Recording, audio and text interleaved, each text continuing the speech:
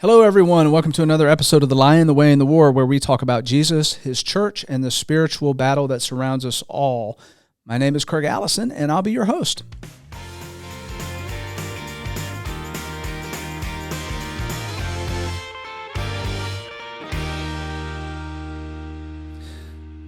All right, welcome to the show. We've had a little bit of a hiatus. We're back. Hope everybody had a great Christmas and New Year's. I certainly did. It was good to get away and just take some time off, but we're back. We're going to be putting out some more podcasts. Listen, today, well, let me just say, over the course of my it's been about 12 years as a campus minister. I've been privileged to have a few students who made a really big impact on me and my life and my family, and so I am thrilled today to introduce you all to today's guest.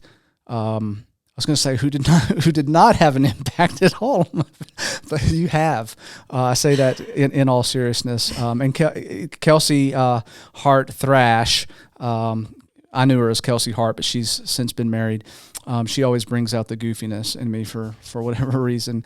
Anyway, Kelsey's with us today. She has received her master's degree in clinical mental health counseling from the University of Tennessee at Chattanooga. That's been several years ago. She now works at Focus Treatment Centers, where she works with people struggling with all sorts of issues and has issues with their life, is what I should say. Just talking about substance abuse, eating disorders, obviously mental health issues. She is an advocate for children. Obviously, in that line of work, she advocates for children. That's, I think, a near and dear thing to her heart. Also advocates for animals, too. We may talk a little bit about that. She does a lot of care for single parents, women struggling with birth and postpartum issues. Along those lines, soon to be a doula. Am I saying that correctly? Yeah. Some may not know what that is, but I may ask you that too. Been married for 4 years. Almost five. Okay. August. Mm-hmm. Okay. So if I forget to wish you a happy anniversary in August, because it's still a little bit away. Happy anniversary. Thank you. For 5 years. You got one child, a year and a half old. Yep. Also August. Also August. Yep. That's kind of how I remember the two. And so fun facts: she loves to travel. Yes. You love barbecue. Amen. And anything outdoors, pretty much. You're an outdoor kind of girl, hiking and all of that kind of stuff. Some of your friends say you've got a green thumb. Yeah, good always. Good with plants, good with fixing stuff. Outdoor stuff, especially where bovine are concerned. Any opportunity you have to kiss a cow, I hear you take that opportunity, most recently in Switzerland.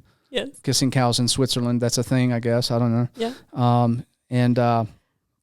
Also loves, I wasn't even going to say this, but I guess I will. You love Florence and the Machine. And I had some respect for you, Kelsey. I really did. I had some respect for you before just a little bit. Before you told me that. And now I'm just so disappointed that you even said that. Now I'm not a huge follower of indie UK British rock. Never been my thing. To me, they all sound the same, including this band that you seem to like. And I will tell the listeners that when Kelsey was a student ambassador at the Student Center, her preference in music resonated with my generation, the 80s music. And you probably got that from your dad. Yeah. Most likely. But all the good classic stuff. So I was like, man, you are so cool. And now you threw this one at me. It's just like the weirder the band name, it's like the more people want to like it. Like when I was in college, it was Toad the Wet Sprocket, Rage Against the Machine, that kind of stuff. So if you have a weird band name, especially if you're from the UK, then I guess, they're going to get listened to. You're a shoo-in, yeah. So anyway, Kelsey, welcome to the show. Hi, glad to be here. It's good to have you. All right, so I want to talk a little bit, being a mom. How is that for you? And let me just, before I say, people need to understand that, like, when you are a campus minister and you work closely with these college students and this very pivotal time in their life, it's hard for me to like see any of y'all as parents. Mm-hmm. A couple of weeks ago, I think I talked to Trevor, and he's got children now, and it's just weird for me to think about you as a mom, but you are. Yeah. You're a mom. How's that going?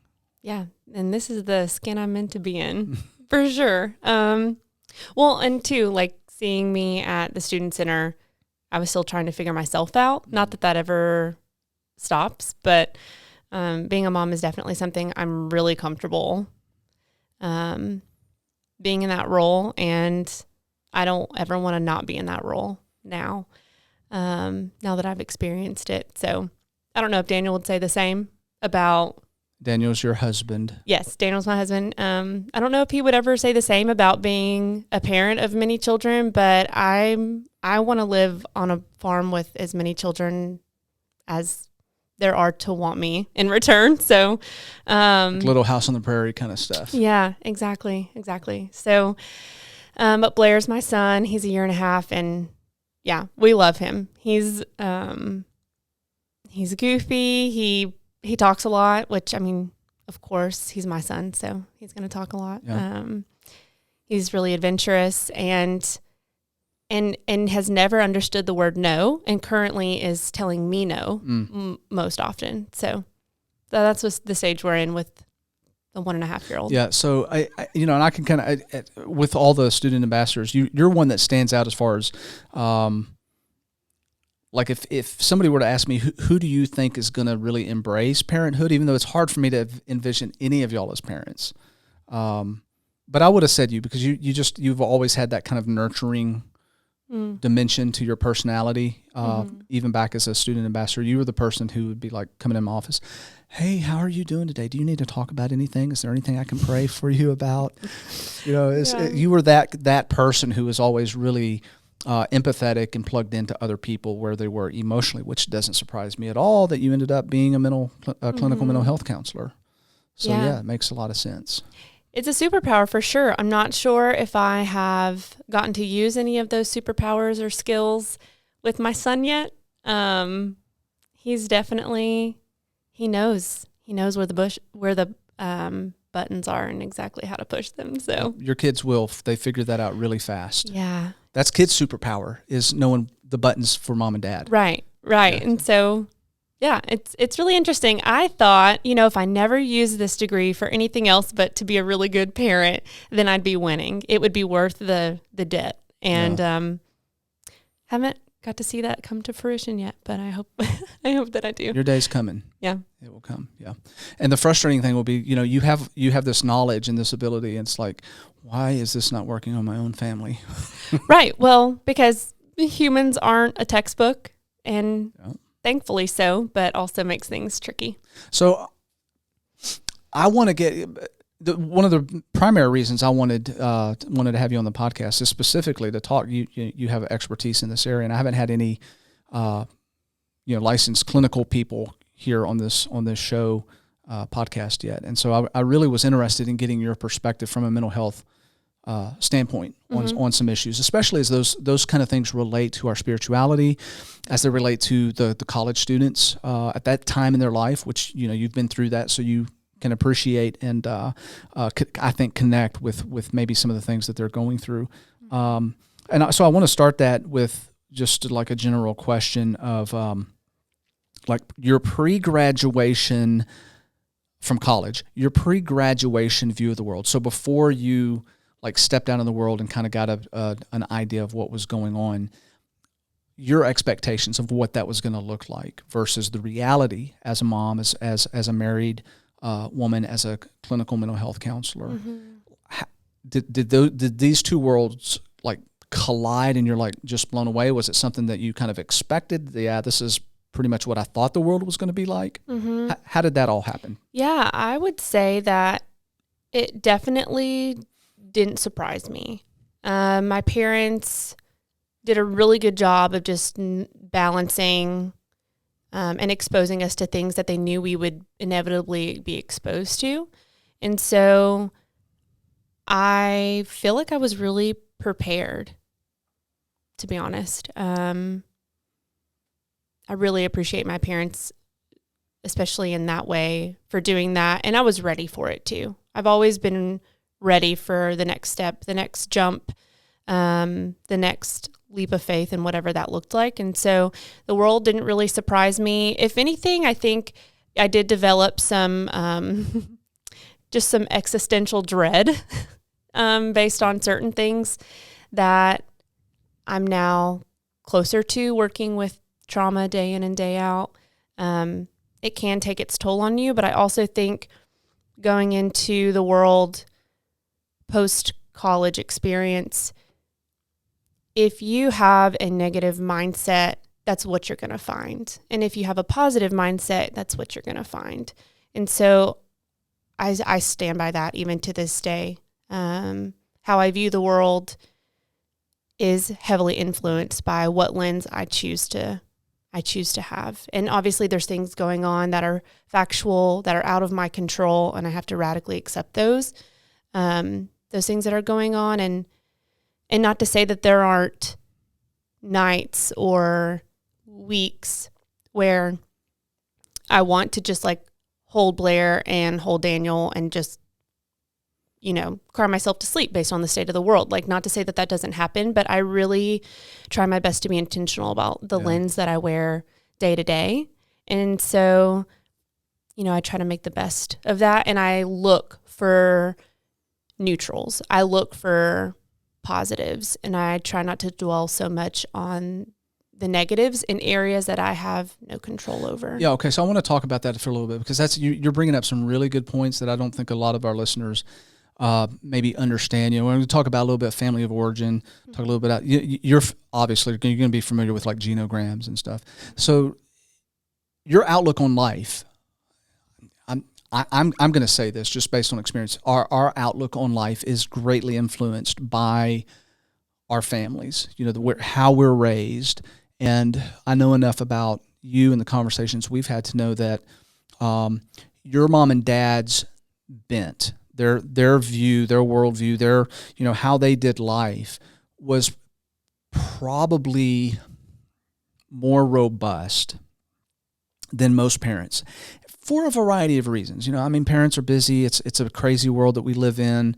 It's a technology based world where we're just inundated constantly with screens in front of our face. Mm-hmm. And that's a real temptation, I think, for a lot of parents, especially now, to allow their kids to basically be raised by technology, by screens mm-hmm. and stuff. So they don't get that robust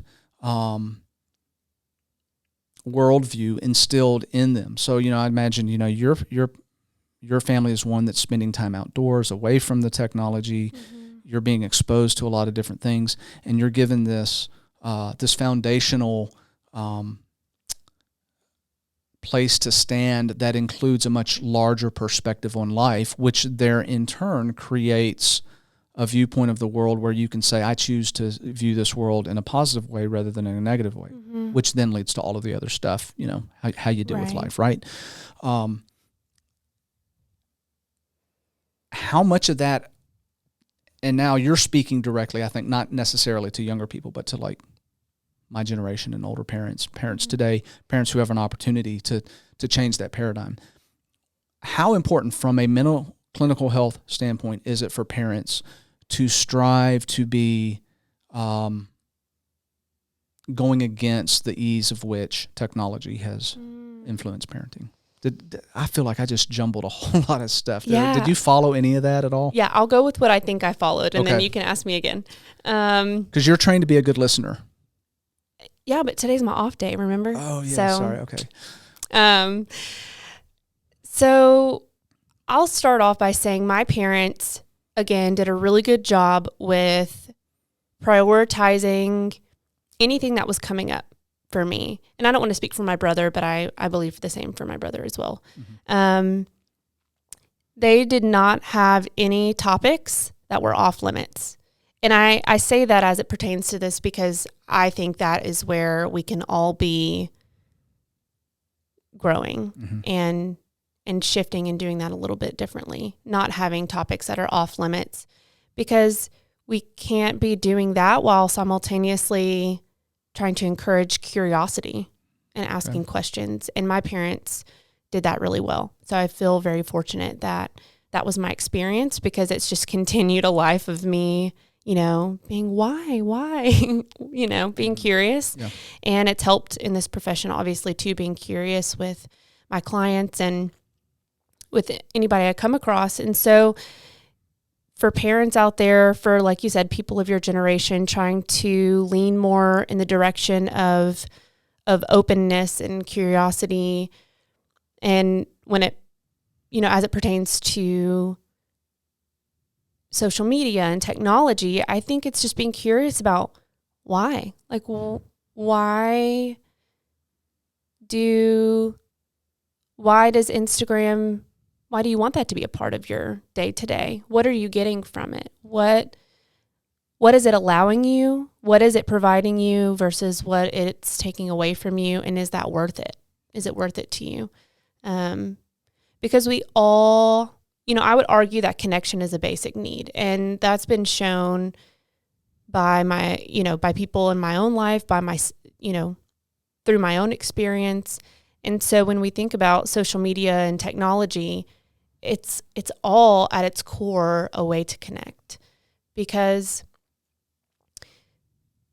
you think about every time you watch a show and then someone else has seen that same show, it's a way to connect. Mm-hmm. When you share pictures of, oh, I went to that place 10 years ago, you went 5 years ago, let's compare. Yeah. It's a way to connect. So I would argue that connection and curiosity really are at the basics of it.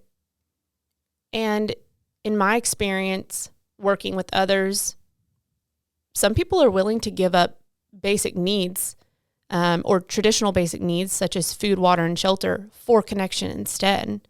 And so, again, that comes back to curiosity, because if you don't have people you can be curious with, then you're already cutting off connection. And so as a parent, speaking to that generation, speaking to your generation, I think that is the difference between raising adults who are more like me, and curious and open, and try to carry that lens of positive, like trying to find the little glimmers or glimpses of hope in the world, and the people who may not have that as naturally, who have to kind of over time be more intentional with rewiring their brains to think more that way. Okay, so I don't know if that answered your question. It answered it, but it also opened up a whole lot of other questions. Okay. My generation obviously did not have the technology that we have today. Mm-hmm. And so being curious about your kid, about your children, I'm speaking in really general terms here, but for the most part, it was easier, I guess, or more accessible to be curious about your kids, because it's like, you come home, you don't have Netflix to veg out to. You don't have, just all the stuff that is a distraction that maybe gets in the way of that family unit where you've got mom and dad connecting with the children, okay, in those important ways, and being curious about their kids. Hey, how'd your day go and stuff. And so a lot of the time, for my generation, if you had that traditional paradigm family, it was expected you sit down around the family table and you process the day. You have that relational connection with one another. Now, maybe a more accurate picture looks like kids have gone to school, they come home, they're doing homework, they're doing all these different school activities. Mom and dad come home, they get dinner, maybe thrown together pretty quickly. They're exhausted, they're tired. Dad goes off in this direction, mom goes off in this direction. The kids are in their rooms separated. And you have that over and over and over again. And the next thing you know, your kids are grown, and they're entering a world that is just set up for disconnect rather than connection with human beings. Does that, you follow? Yeah. And I think, continuing to pursue. I know that you pursue your kids. You still live with some of your kids. Just continuing to pursue them.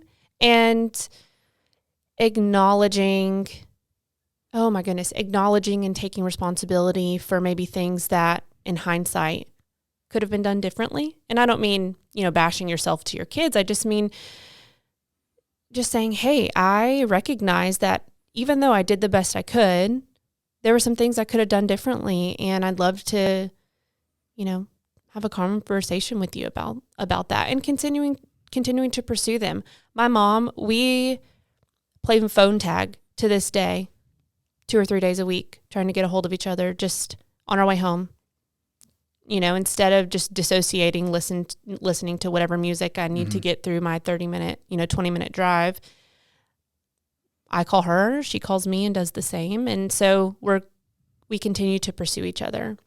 And same with my dad. We don't necessarily talk on the phone, but we have other avenues of connection. So I think it's continuing to pursue, even, if you're middle to later years and your kids are grown, that door doesn't have to be closed. Right.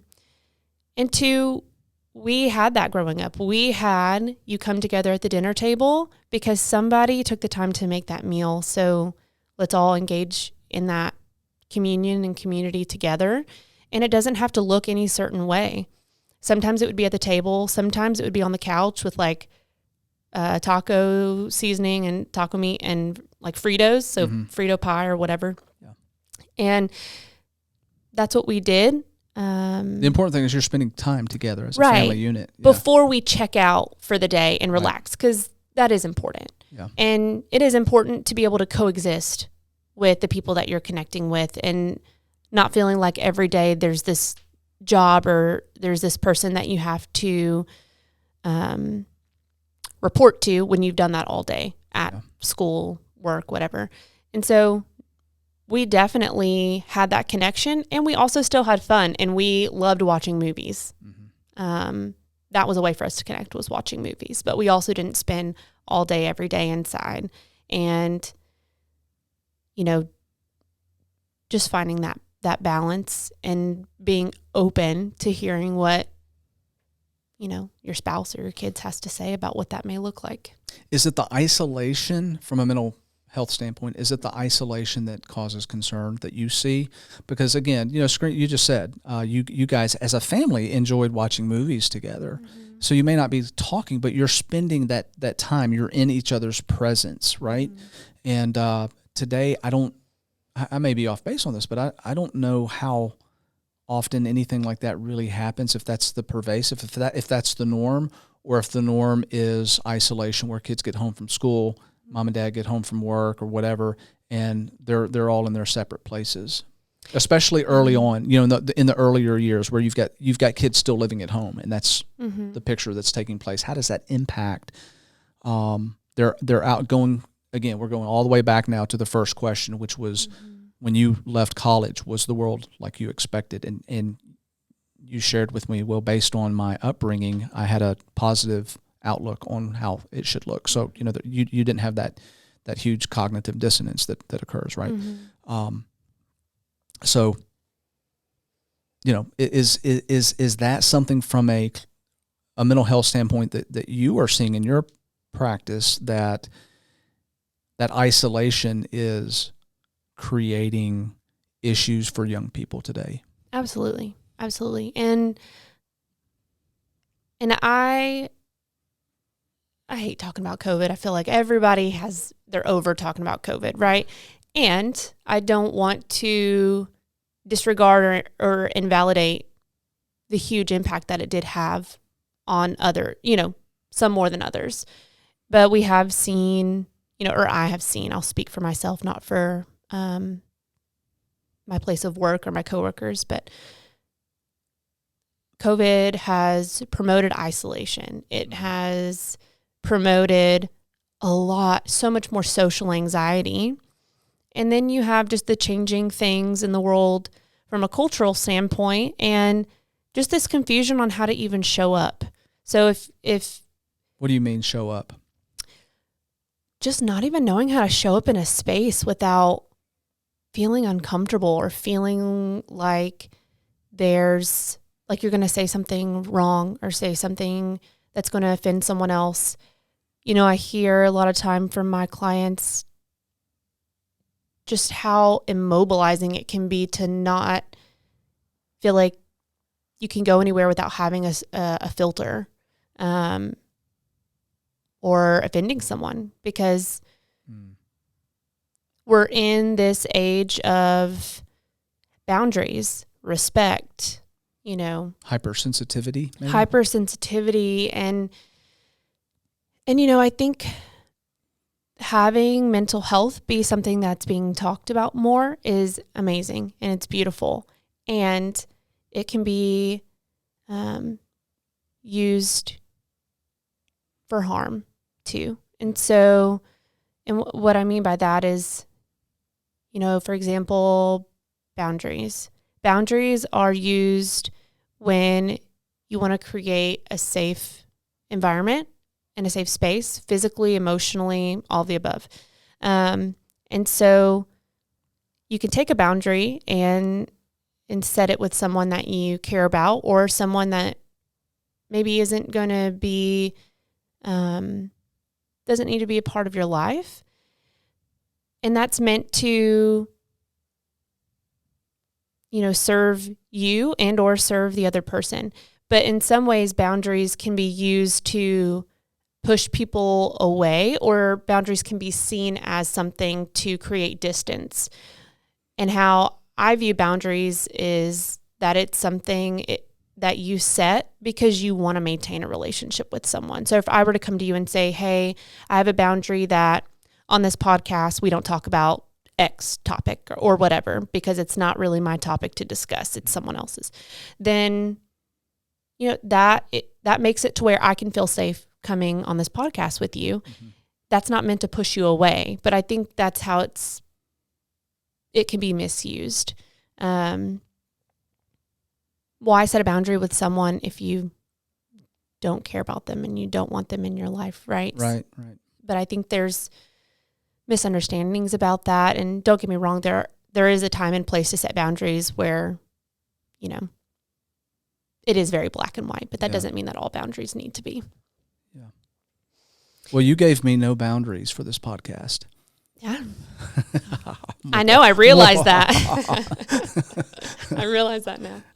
But I'm an open book, so it really doesn't matter. Do you feel safe? Do you feel safe here or unsafe? Is this a safe place for you? My sandals are off and I'm sitting crisscross. I saw that. So I'm like, okay, make yourself comfortable. I like that.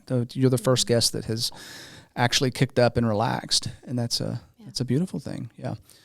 Okay, so I'm moving all of this in a direction. I don't know if you've picked up on that. I'm moving all of this in a direction to talk about, the connection, the interconnections between faith-based spirituality, okay, versus what seems to be a mental health crisis, especially among young girls, teenagers, through the college years. I literally today was talking to a college female about the negative impact of social media. And it was really difficult for her to explain, what is the pull there? And we were talking about, just the impact it has on anxiety levels and like fitting in and being seen as good enough. Okay, so all of these things that are going on. And she was even able to make a statement. She's like, I know that it's not real. I know that, the pictures, the images, all the stuff that comes across, like that's a manufactured look, but I still can't help but to compare and go, I wish I looked like that. I wish I could do that. I wish I was in that place. I wish I, and she's basically it's there all the time in front of you. So even if you have like a healthy outlook, like you're basically a mentally healthy person, okay, you're still in that culture, in the university setting. I mean, unless you're living under a rock, you're going to be just constantly bombarded with that. So, we were talking about depression and anxiety going off the charts Right. And it happened. We saw that increase. Researchers saw that increase in 2004, where you look at it and you're like, okay, so it's trending basically anxiety and level, suicide, all of these, it's basically kind of the same. And then 2004 hits, and it's almost like a vertical ascent in that age group, and that, with females. And I'm like, what happened in 2004? What happened? Like, why 2004? Mm-hmm. That's when this was invented. So now the access to that constant, social media, Facebook, Instagram, Snapchat, all the stuff that's now in our lives on a daily basis, is there a nonstop to see that. So all of that to say, from your standpoint, what is the way we should approach that as the church? Okay, big umbrella there, the church, because we're faced with it too. Church leaders, elders, deacons, ministers, lay counselors are faced with this issue right now, and we need to respond in some way. And since you deal with this on a daily basis, are there things that we're doing right or doing wrong, or we need to stop doing, or we need to start doing? Just feel free to word vomit. Yeah, I have a lot of thoughts. The first one is shaming. We can't shame people shame is not an avenue of change, connection. Shame is an avenue of isolation. And so if we are wanting to infiltrate social media or use it for good or use it for advocacy or whatever it is, if through that we are shaming anybody,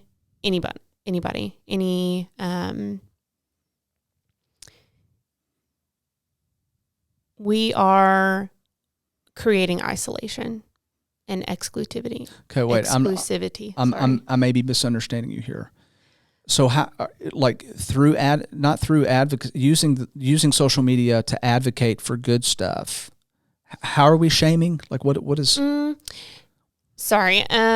So when talking about social media and how we as Christians want to utilize it, my first thought is not shaming people for being involved with it. Okay, gotcha. You shouldn't be on social media because you're a Christian. Right.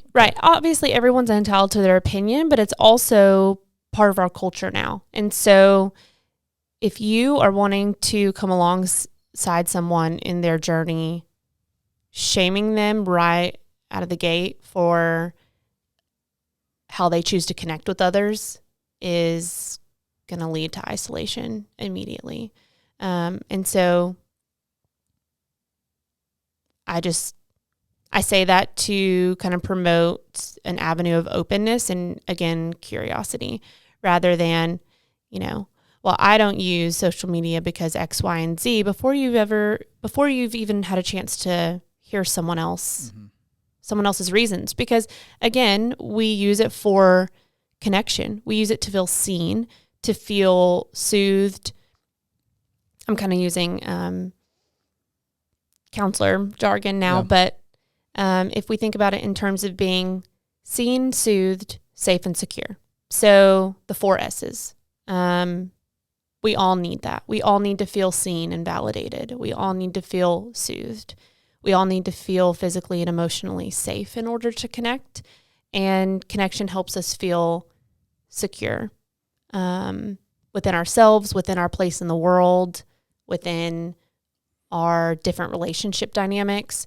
And so if you think about it in terms of those 4 S's, being curious about, okay, so when you're scrolling, is this just, you dissociating and you just, it's more of a habit or a tick that you have with your thumb that you just scroll. Mm-hmm. Is it a way to disconnect, or is it a way for you to feel validated and seen by others because maybe you don't feel seen in your personal life or with your own dynamics that you have going on in your life? Or is it to feel soothed? I personally use social media for comedic purposes, and I love connecting with others through laughing. And so for me, oftentimes, if I find myself on social media, it's to feel soothed. Mm-hmm. It's to laugh and connect in that way. and to uplift my spirits if I'm just having a particularly hard day. So where does that, we talk about that, and I'm tracking pretty well with you on that, but where does the instrument of our soothing cross the line to become a mental health issue that now it's gone past the point? I'll give you an example. I was driving down the interstate one time, and there was a grown couple on a motorcycle. He was driving, she was behind, leaning against his back, asleep, sucking her thumb, and not holding on. She was, literally sucking her thumb. Mm-hmm. And I was wondering, if he swerved or hit a hole or whatever, she, her soothing, okay, mm-hmm. her soothing would be perilous to her, mm-hmm. because she was soothing in a place that was not appropriate. Mm-hmm. And I wonder if, how do we differentiate as people who want to care for a person's mental, spiritual, physical well-being? Mm-hmm. How are we able to differentiate when the very source of a need to soothe mm-hmm. begins to interfere with their life to the point that it's creating anxiety and depression and thoughts of suicide? Right. And so that comes back to balance, right? So any good thing can become unhelpful or unhealthy without balance. Yeah. Right. And that's with anything. It's a spectrum. And so when it comes to what you're talking about, I think, again, being curious, asking questions, and the more that we can develop that kind of conversation from the get-go, mm-hmm. the more that people will start to use their own insights and their own critical thinking skills. Because when I'm working with a client, I am taking on the belief that they have what they need inside of them. They're in the driver's seat. Yeah. I'm in the passenger seat saying, hey, I'm recognizing this. I'm noticing this. Right. Or you say that you come into my office and you're sharing with me all these vulnerable things and telling me what you want out of life. Yet when I just saw you interacting with your peers, because I work in residential, so they live there. Yeah. This is how I saw you engage. And that is directly contradictory to what you just said, you wanted your life or your connections and interactions to look like. And so I'm coming alongside them. I'm reflecting what I see. Mm-hmm. And that I'm not just reflecting what I see but based on one instance, right? It's a pattern. Right. We're all going to have bad days. Right. We're all going to have times where we act out of our values, outside of our values. And so reflecting, back to someone, maybe some incongruencies, or, hey, I've noticed this pattern and I'm curious about it, or I'd like to talk to you about it. And then, if I have the assumption that everyone has what they need inside of them and I'm just helping them find those things within themselves, then I have to also assume that they can be responsible. Okay, so I love this right now because this is a very biblical principle.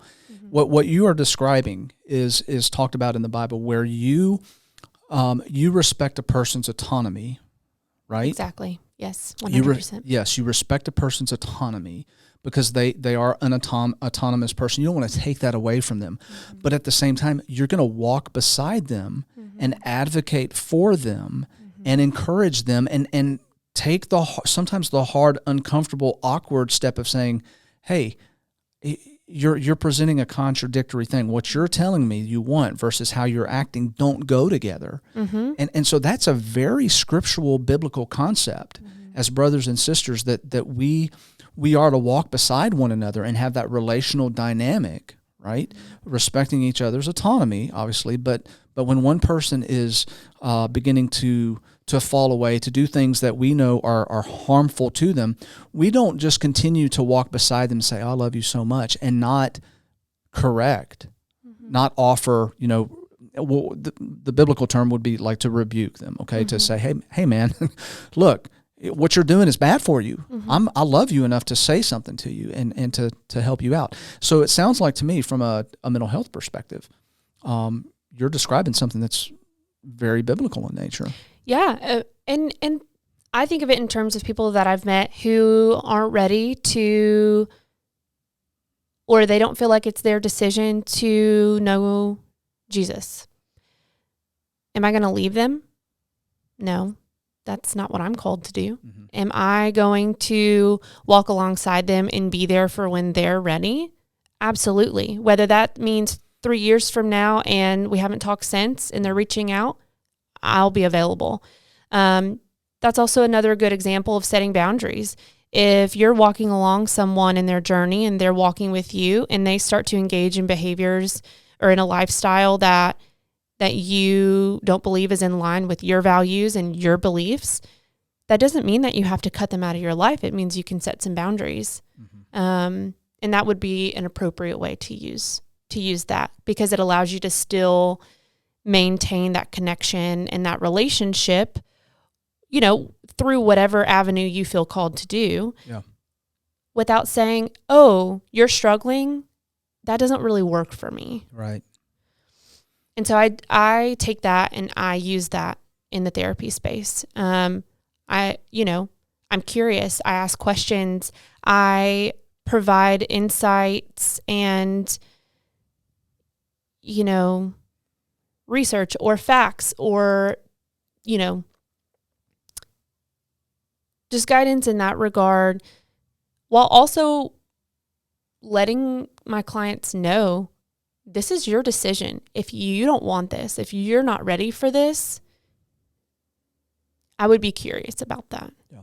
And so let's be curious. If you're open to being curious with me, I'd love to be curious with you and I'd love to explore this, but I'm also not going to sit in a space that you don't want to be in, because then we're both just going to be really frustrated at each other rather than being frustrated at the eating disorder. I don't think a lot of people recognize the fact that, a lot of the research that's been done around mental health counseling and, the clinical approach in a lot of ways mirrors our approach to our spiritual life or Christianity. God is the same way. He's like, you have free will. Mm-hmm.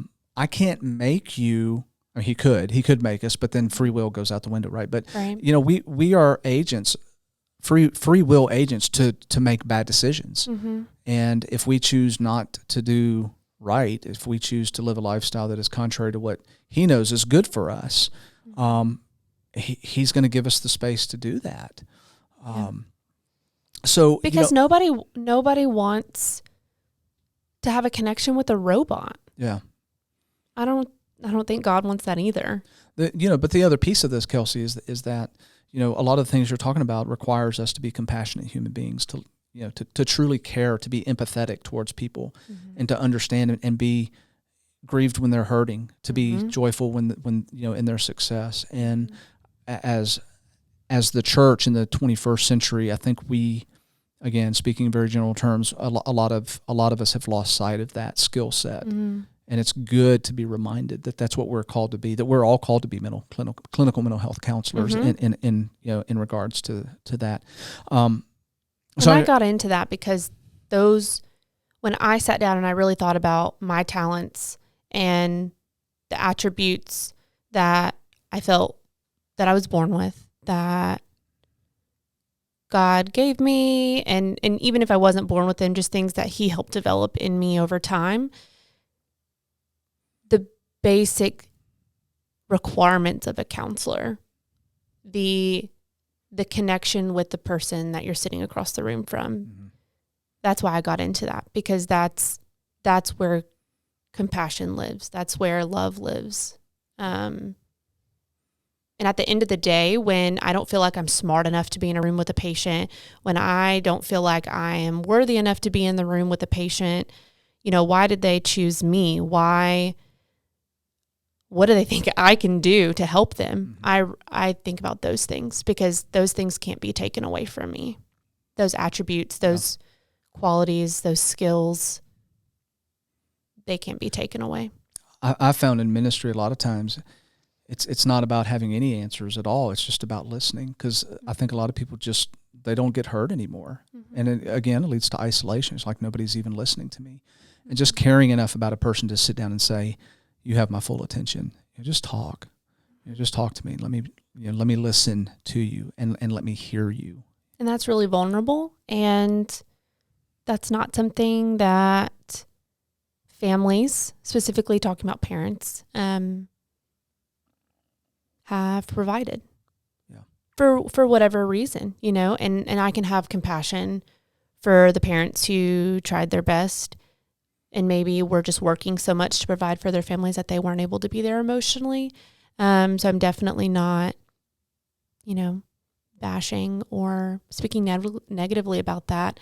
I think that's a privilege that I've had, is that my parents were able to find a good work-life balance. Yeah. And I know that I'm privileged in that. And I'm not without my own mental health issues. So I'm not saying that my experience or that my parents, that our whole family unit was perfect by any means, but I do acknowledge that we were privileged and that my parents were able to, take the skills that they had learned from their parents about working and work-life balance, and even tweak it to make it even better for me and my sibling. Yeah. As Christians trying to model Christ, I think one of the key learnings for me was coming to an understanding that there's nobody in this world that is 100% mentally stable. Mm-hmm. That's a spectrum. You're a little crazy or you're a lot crazy, or somewhere in between. Mm-hmm. And I think once you realize that, it opens up a door to be more understanding and compassionate towards other people who may be one way or the other on that spectrum, as opposed to where you are at. And I think we all have, especially people of Christ, that we are called to be able to understand that and care enough about people to walk alongside of them and to try to better ourselves, to try to understand ourselves and have more self-awareness. And by that, we begin to be able to understand other people. And I think really what it comes down to is being able then to model Christ for people. Mm-hmm. All right, so I'm going to shift gears real quick, and then we're going to close out. What do you see as the biggest health crisis right now within? I want to focus specifically towards the emphasis of this podcast, which is primarily for the college age kids. Mm-hmm. Think about it in terms of if you could sit down with college females and identify what's the biggest risk factors to them from a mental health standpoint. What are you going to say to them? What are you going to warn them of? What are you going to encourage them to do or not do? My first thought is that it's okay to prioritize yourself. And being a Christian, being someone who's advocating for Christ all the time in everything that we do, it's not necessarily encouraged to prioritize yourself by any means. And so I think taking time to do things for yourself as someone who feels driven to constantly be doing things for others, making sure that you're still finding ways to care for yourself. And I don't necessarily even mean typical ways of self-care, because self-care doesn't always look like, getting a massage or taking a bath, right? Like for me, that's the opposite of self-care. For me, self-care looks like doing something that I've been putting off, knowing that it's going to pay off for me in the long run. Mm-hmm. And so having a difficult conversation, being vulnerable with yourself, sitting with yourself, and not necessarily feeling like there has to be someone else in the room to validate your experience. You can validate your own experience by allowing yourself to sit in it and not shame yourself. And so that's what I would encourage. And then to follow that up, numbing out. Numbing is, to me, a crisis, to numb out. Not to say that we don't all need times to just turn our brains off. I'm not speaking to that. I'm speaking in terms of doom scrolling. That's numbing out. Now you're going to have to, because there's people listening here that have no idea what numbing out or doom scrolling is. Okay. not that it's really, I'm just using my own experience, but, just scrolling out of habit and, or while you're using the restroom or sitting in the car waiting for an appointment or something, and you're just scrolling, and before you know it, it's been 30 minutes or it's been an hour. And you're like, man, I really could have spent my time doing something not even productive, but something that was more meaningful. Is that okay? I'm not trying to interrupt, but this is bringing up, and again, we're running out of time. We're definitely gonna have to have you back, and talk about. Are we getting to a place where we can throw the word addiction on, scrolling when you lose track of time? Mm-hmm. Even if it's like just like going back to like soothing and those the 4 S's, right? Right. If you've lost track of time and you're like, oh man, I've been on the phone for 2 hours scrolling. Mm-hmm. How is that healthy? Like how does that benefit a person? In my experience, it doesn't. And again, not to shame anybody for doing that, but I think we all do it. We need to bring attention to that at some point, especially. Again, going back to the concepts of walking along beside somebody, respecting their autonomy, but again, pointing out, hey, this is not healthy for you long term. Right. Yeah, and I think coming from a place of love and compassion, and not even saying, hey, stop doing that. And Daniel has helped me with this because there are points where, I'm a little bit more aggressive in terms of, can you just get off your phone? And not just with Daniel, people in general. And so I've had to practice reframing it, saying, I would really like to spend more time with you, and not using that attacking language or that shaming language, that he's just done something bad when that's not the case. But, paying attention to your own behavior patterns, and that's easier said than done. And if you have enough conscious awareness to say, oh my goodness, I spent 2 hours doing that. And if you notice that's becoming a pattern, that is you intentionally engaging in something that's not helpful for you. Are there techniques to teach people, at least to bring the awareness to that and say, hey, these are patterns that can be dangerous. And I'm looking at this from a campus ministry standpoint, that are these conversations that we need to have from time to time, or bring a person like you in to talk to our girls and say, hey, from a training standpoint, because I don't think they get that. I don't think that they're going to their professors are saying, hey, let me tell you about the mental health issues that come with scrolling for 2 hours or 3 hours, or, anything along those lines. I think it's just an accepted part of our society right now. Right. Yeah. I will say for me, and I'll even suggest this to, I don't give advice to my clients, but I'll make suggestions, just practical stuff, if they ask. And so I've done this, and I've shared it with my clients before. I have 30-minute timers on both Facebook and Instagram. And you personally do, or you're saying you guys should do this? All of the above. I do it. I tell my clients to do it if they're open to it. And I think it's good for anyone. If you're not even sure how much time you spend, you can, first of all, you can go into the apps and see how much time a day or a week or a month that you've been spending on social media. For me, it was somewhere around an hour to 2 hours a day. And so I just put a 30-minute timer on both, and it pops up, and it even asks me, you want to get off social media or get off whatever app, or do you want to stay on for, snooze it for 10 more minutes? And I get to choose. So that is me taking responsibility and utilizing my autonomy to say, okay, maybe I'm doing research on social media. So I do need some more time. Right. But most of the time when it says, it's been 30 minutes, I'm like, oh gosh, I don't even know if I really would have wanted to spend a full 30 minutes on that, but it's a lot better than it used to be. So, I take the win and I get off, but I've found that it's really helpful, and I can be so much more present. I mean, with a kid, I have a rule. Like if I'm with my son, I don't have my phone unless I'm getting ready to meet someone, or I have something scheduled during that time, or really special circumstances. Maybe he's eating and, So we need to do a better job, not only setting boundaries with other people, but setting boundaries with ourselves. Mm-hmm. I think. And that's hard to do if you're doing it by yourself. Yeah. It's hard to do in general, but much less, if you don't have anyone to kind of partner with you. Because I work with a lot of clients who they're going back to an environment that's not going to change. And so if they're evolving and going back into an environment that's not going to evolve and grow, I just want to acknowledge that can be really hard. Yeah.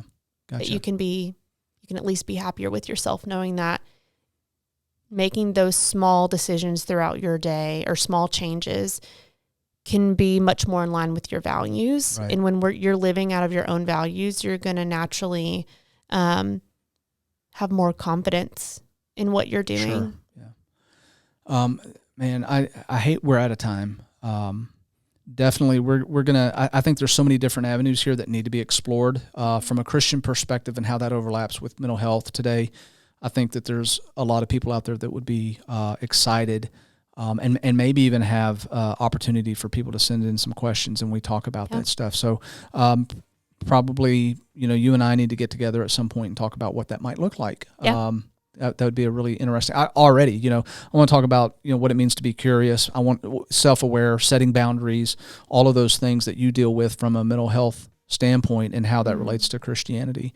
All right, folks. So we are out of time. And I'd just like to encourage you, if you haven't subscribed to our YouTube channel, to go ahead and do that. You can see these podcasts, the visual component of it. Keep listening, though. Like and subscribe to our channel. If you're interested in ever sponsoring an episode, feel free to reach out to us, and we'd love to have you as a sponsor. Today's sponsor is Central Church of Christ at 400 Vine Street. Big announcement as we close out the show. I am transitioning out of campus ministry after 12 years and will be the new pulpit minister at Central Church of Christ. I'd love to have you come and worship with us. We've got a lot of exciting things, a lot of new ministries and programs that are going to be taking place this year. So feel free to come back. Kelsey, you've got a favorite verse, and I always like to close out the show reading a verse of the Bible. I'm going to give you the honor of sharing your favorite Bible verse with us, and we'll close out, guys. Until next time, our next episode of The Lion, the Way, and the War. Be good to each other. Be kind. Remember that Jesus Christ, the Son of God, came and died for you specifically. He loves you that much. All right, Kelsey, close us out, please. All right. My favorite verse is Ephesians 5:19. Sing and make music in your heart to the Lord. Great. Thanks for listening, folks. Bye.